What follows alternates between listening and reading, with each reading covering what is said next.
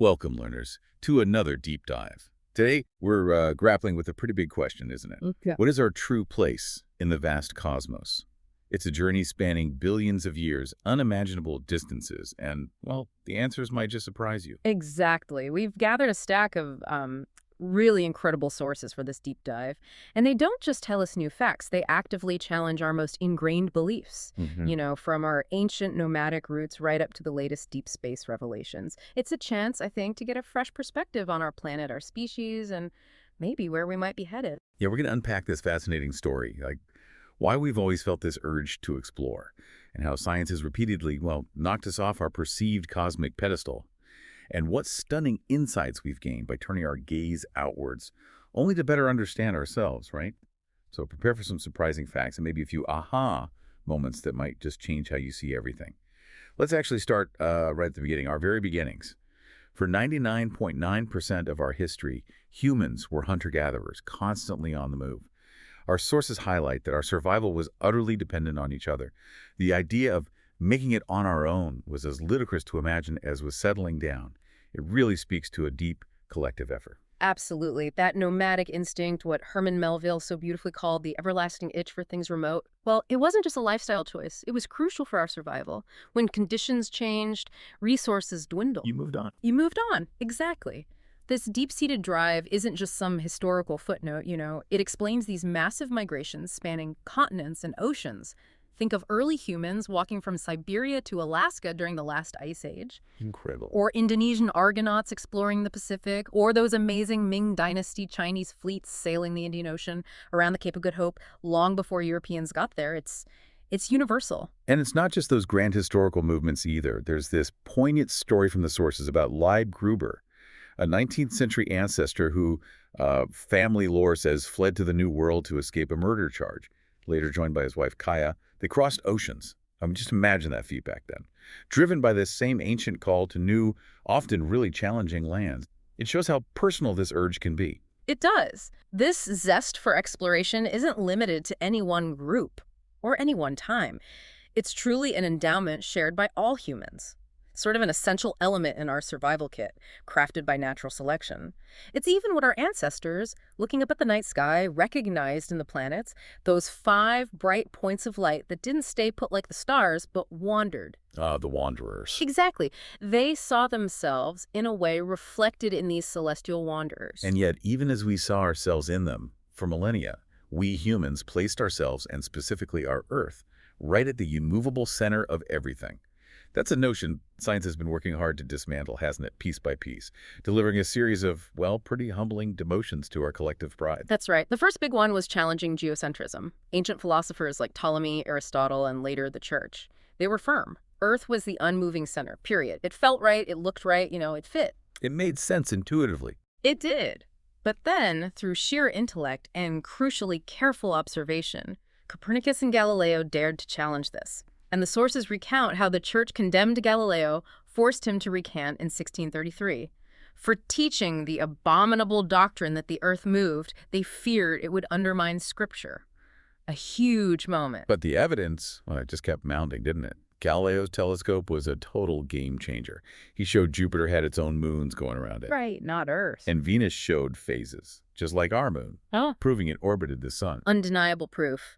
Later observations like the aberration of light, that subtle shift in starlight. Like raindrops on a moving car window. Exactly like that. It proved Earth's motion. And finally, measuring stellar parallax, that tiny apparent wobble of nearby stars as Earth orbits. That was the final nail in the coffin. Pretty much. It definitively pounded the final nail into the coffin of geocentrism. And today, our spacecraft, like Voyager, have directly confirmed it. The sun's the center of our local neighborhood, not us. It really stripped away that sense of being, well, the center of attention. And the demotions didn't stop there. Oh no. They continued, one after another, forcing us to rethink our cosmic address. First, the plurality of worlds. Galileo saw mountains, craters, maybe even atmospheres on other bodies. So Earth wasn't the only world. Precisely. Then came realizing our sun's insignificance. Just one star among hundreds of billions in the Milky Way, tucked away in an undistinguished sector of an obscure spiral arm, no prime real estate for us. Ouch. Which led to understanding our galaxy's ordinariness. the Milky Way, just one of hundreds of billions of galaxies. Notable neither in mass nor in brightness, and there's no center to the expansion of the universe, so no special galactic location either. We keep getting smaller. We do. Next, ubiquitous planets. We now have solid evidence for exoplanets everywhere, even orbiting weird things like pulsars. Other planetary systems are a cosmic commonplace. Our solar system isn't unique. Okay, what else? Well, there's cosmic timing. The universe is billions of years old, not just 6,000. Humans are latecomers. We arrived in the last instant of cosmic time, like 99.998% of the universe's history was over before we showed up. Barely made it to the party. Pretty much. And finally, science took away any notion of privileged motion or biology. Einstein showed no special frame of reference in physics. And Darwin revealed our deep connections to other life. We evolved from animals. Even chimps share 99.6% of active genes with us. They reason, they make tools. We're not separate. We're part of the fabric. Deeply intertwined. This human-centered conceit, as the sources call it. Yeah. Wow. Science challenges it every turn. It reminds me of that old quote from Xenophanes, the Greek philosopher. Hi, yes. If oxen and horses had hands, they'd paint gods looking like oxen and horses. It's perfect, isn't it? We project ourselves onto nature, but science keeps showing us. Maybe not. Exactly. Yeah. And yet, despite all these humbling demotions, an incredibly powerful perspective emerged from space. The pale blue dot. Yeah, that image. From way out there, 100,000 times farther away, Earth is just a mote of dust suspended in a sunbeam. It forces you to just stop. And that tiny dot is home. That's us.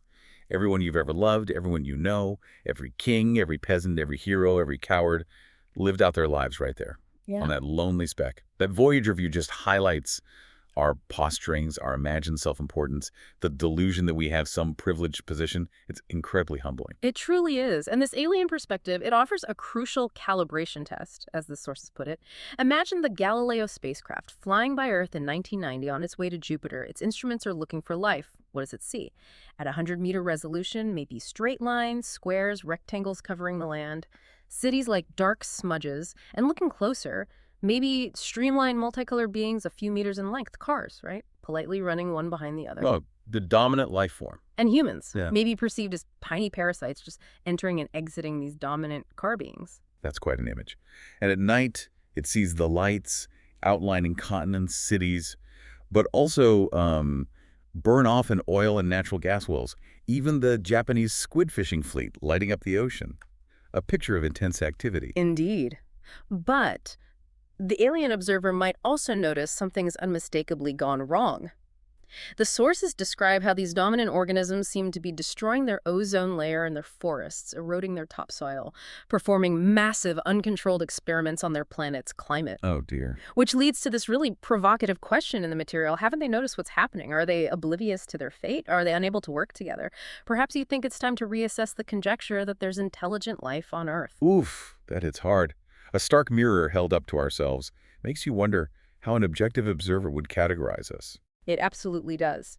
Which brings us neatly to another powerful reason for looking outward. Studying other worlds isn't just about cool alien landscapes or finding microbes. It's about gaining a new understanding of our own planet. Comparative planetology, they call it, like a training ground for students of the Earth. We learn so much by comparison. Take Venus. You mentioned it earlier. The sources say early observations found it ridiculously hot. Yeah. Hot enough to melt lead. And that led to understanding its massive carbon dioxide, water vapor, greenhouse effect. The sun heats the surface, but the thick CO2 atmosphere traps the heat. And that understanding is directly relevant, critically relevant. To an unexpected threat to our global civilization, as the sources say, climate change right here. The lesson from Venus is stark and urgent. Or look at Mars. We see evidence of a very different past. Ancient river valleys, maybe even vast oceans, suggesting a previous epoch of more benign and Earth-like conditions. Wow. And minerals found there today hint at recent liquid water, which raises that tantalizing question. Was there life? Could there still be microbial life? Exactly. Studying Mars helps us grasp how planets can change dramatically and what conditions life might need elsewhere. And the Voyagers. Those amazing robotic explorers. They just blew the doors off our understanding of the solar system, didn't they? Yeah. It wasn't just finding new worlds. It was seeing the sheer diversity. Io's crazy sulfur volcanoes, Europa's icy shell may be hiding in ocean. A potential habitat for life. Saturn's thousands of rings, Neptune's moon Triton with nitrogen geysers. It's just a gorgeous array of possibilities. It teaches us what else is possible. Different kinds of volcanoes, different atmospheres, different climates. Other worlds give us this whole spectrum. And by understanding how a planet can go wrong, like a runaway greenhouse on Venus, or losing its atmosphere like Mars. We learn how to protect our own. Exactly. We gain crucial insights into protecting this fragile home. They're mirrors to our own planet's potential futures. So, okay, after all these demotions, our place seems less central, less special. Why keep pushing for space exploration? It's expensive, it's risky, especially sending humans. What's the real point, long term? That's the crucial question, isn't it? And the sources highlight two key justifications, maybe missing justifications in the common discourse, that go beyond awe and knowledge. It comes down to species survival. First, there's the asteroid hazard. Earth exists in a cosmic shooting gallery, basically. Right, interplanetary violence is routine. Exactly. Remember Comet Shoemaker-Levy 9 hitting Jupiter in '94? We all watched it happen. It was a wake-up call. Some near-Earth asteroids will hit us eventually with potentially devastating consequences. Developing the tech to deflect them, and importantly, having a human presence spread through the inner solar system, well, the sources argue it's essential for our long-term safety. Okay, so space exploration as planetary defense. Got it. What's the second justification? The second is about hedging our bets against catastrophe. Think about it. We've got self-inflicted environmental issues, weapons of mass destruction, and long-term unavoidable threats like the sun eventually becoming a red giant. We can't keep all our eggs in one basket. Precisely. We need to diversify. Establishing self-sufficient human communities on other worlds would insulate our species from catastrophe. It's like a long-term insurance policy for humanity itself. That's a really powerful argument. Yeah. And the sources suggest this isn't just, sci-fi fantasy. They say, with current tech, we could likely establish bases on Mars or near-Earth asteroids within a human lifetime. And the idea of terraforming Mars or Venus, making them Earth-like, that's being explored too. It is, though it immediately raises that really challenging ethical question from the material. Can we who have made such a mess of this world be trusted with others? Yeah. It's a profoundly uncomfortable question. It forces us to confront our own track record, doesn't it? Have we learned enough? Are we mature enough to be good planetary stewards elsewhere? Absolutely. It implies our technological reach needs to be matched by, well, wisdom and foresight, a taller order perhaps. But ultimately, space settlement, if done right, promises this open-ended era of dazzling advances, maybe a new cultural flowering. In a way, it represents a return to our ancient nomadic way of life after this relatively brief sedentary period on Earth. Our descendants may be safely arrayed on many worlds, they'd be unified by their common origin story. Loving Earth, no less for its obscurity and fragility. It's a vision of resilience and maybe maturity. What an incredible journey we've been on in this deep dive, from the African savanna really to the edge of the solar system and beyond, exploring our past, our present, our potential future. For me, the biggest takeaway is that shift. From thinking the universe was made for us, to seeing it as vast, maybe indifferent, but still completely awe-inspiring. I agree completely. Science hasn't stripped away the wonder, has it? If anything, it's delivered more awe. By revealing a universe much bigger than our prophets said, grander, more subtle, more elegant. This journey from self-importance to humility, I think it's a necessary rite of passage for our species. A step toward growing up, accepting reality, even when it's humbling. As our sources wrap up, knowledge is preferable to ignorance. Better by far to embrace the hard truth than a reassuring fable. The real universe, in all its complexity, maybe its indifference, it just awaits our understanding. It demands our curiosity, our courage. And if we're looking for some cosmic purpose, well, maybe we have to make one. Our long-term survival, our ability to protect this unique planet while venturing outward, that capacity perhaps makes us the custodians of life's meaning. That's a purpose only we can decide to take on, a challenge we choose.